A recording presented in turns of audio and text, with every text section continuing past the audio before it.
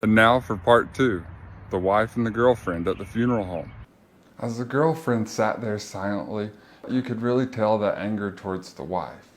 So as our arrangement conference drew near, I stepped towards them and I said, I understand that you loved him deeply, but just maybe it's time to let him go and find peace in knowing that he's at rest, because right now he wouldn't want y'all fighting.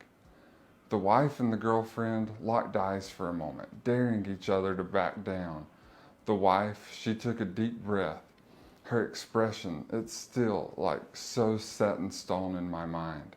And she firmly said, I want him cremated. The girlfriend, she said, I want him buried.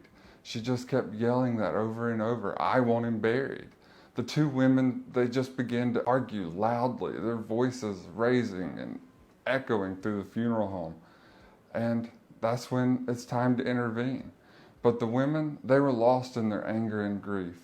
And as the other family members looked on in shock as the two women traded insults and accusations, the wife, she just suddenly just fell over.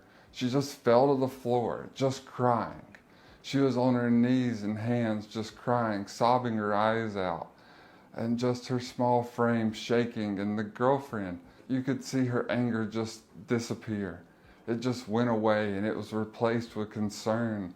It was replaced with guilt, because she rushed over to the wife, holding her ever so tightly and looking at the other family members in silence. And she just said, I'm sorry. She whispered to the wife, saying, I'm sorry, I'm sorry.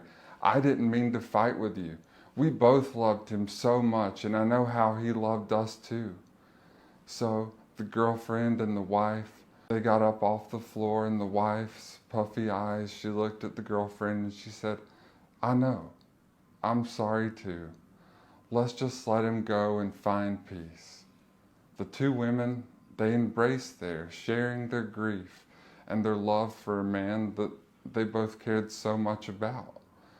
But it is this grief and this sorrow that allowed them to unite.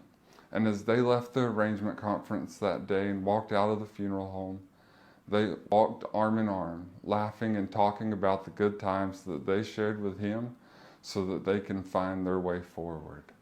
And that's what I'm here to do for you. Help you find your way forward.